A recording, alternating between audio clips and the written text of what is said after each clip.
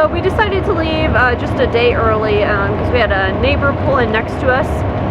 They were kind of letting their dogs run loose off leash, and that meant that we couldn't leave Oakley and Ella outside, even though they're tied up to the RV. And even if we're sitting out there, we couldn't keep their dogs away, and that was just making Ella angry. So we decided we can choose our neighbors, so we decided to go ahead and leave early. And now we are back on the road, and we are heading to White Sands. We're actually going to boondock for the first time in the RV this time. So hopefully that goes well. We are optimistic, and we love that it's free, which is great. So we're going to give that a shot. We're going to find some fetch areas for that one back there. She's struggling with the lack of exercise she's gotten this week, just because there really wasn't a great place for her to play, and the national park being so anti-dog. So yeah, so we're heading out, we're leaving. But I did just see the coolest thing, and it was an older guy sitting on his front porch with his old dog sleeping underneath his rocking chair he was sitting in, and he was playing the what is this? Fiddle. He was fiddling. I wish we could have stopped, because that was like just so Wild West Texas, like perfect. It was the best. I was so excited, and I'm so sad no one else got to see it. So I was a bad puppy mom, and forgot to get them enough dog food to last our full 2 weeks in kind of a remote place where we couldn't get that specific brand of food that they eat. So last night they had to eat gas station canned food, and I don't think they mind too much. They licked their bowls clean, but probably not super great for them. Ella had some nasty farts last night, didn't ya? It was good. Did it taste good? In the morning, he's eating a Cinnabon, making these disgusting noises. He also bit off the end of the plastic fork and then to spit out his Cinnabon because he was afraid he was gonna eat the end of the plastic. This is what I put up with, people. Delicious. So we have arrived to our boondocking spot for the week. We're gonna try to make it as long as we can with our tanks. We haven't really done it yet, so we'll see how well we do. We've got a full tank of water. A nearby KOA let us fill up our water tank there free of charge, so that was pretty cool. But yeah, this is a pretty great spot. We're the only ones here, thank goodness, so the dogs can run and get their energy out from last week. They were all cooped up. We're not gonna let them go in that water, though. Little sketch. Oakley,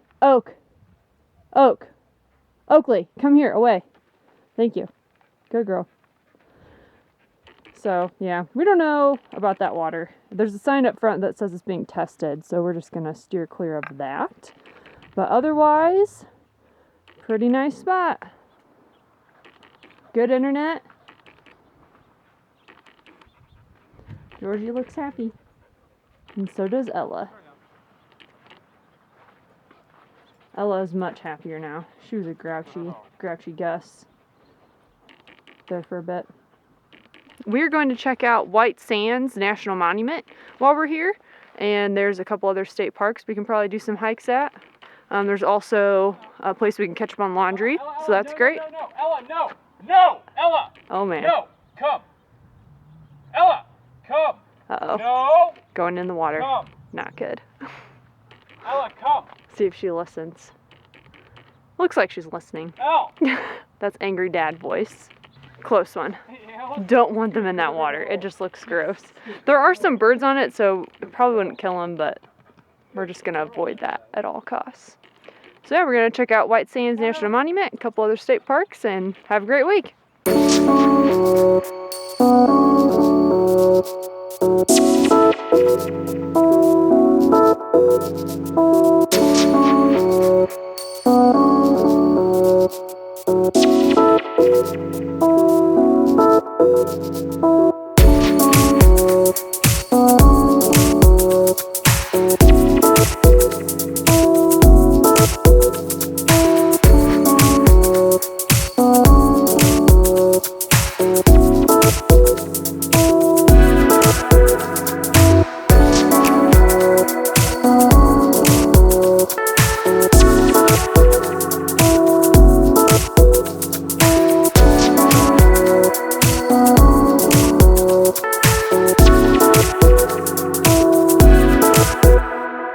The RV life has been pretty awesome.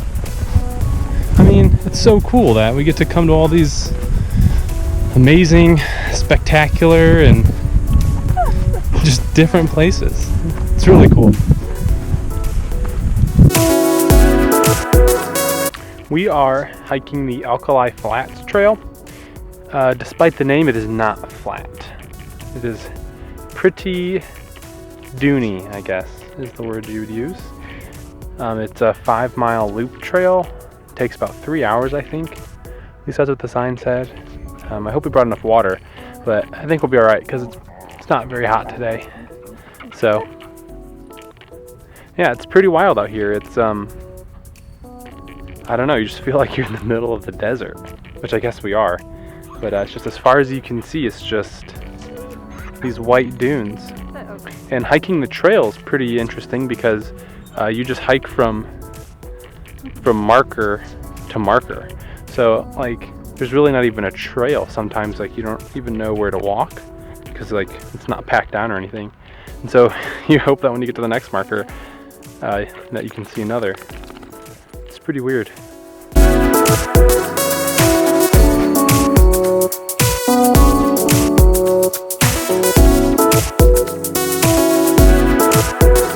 Today is a monumental day. A lot of firsts. We're experiencing our first thunderstorm and like a lightning storm. A little scary. We went ahead and put up the jacks. I'm only using a flashlight because we're trying to see the lightning. Because it is cool, it's pretty. But we put up the jacks, took in the slides. Might get up to like 60-mile-an-hour wind gusts. But we should be okay. And also, today was also the first time Garrett went to a laundromat. Also fun. So we did get our laundry done, thank goodness. But we had a great day at White Sands, and hopefully we make it through this storm.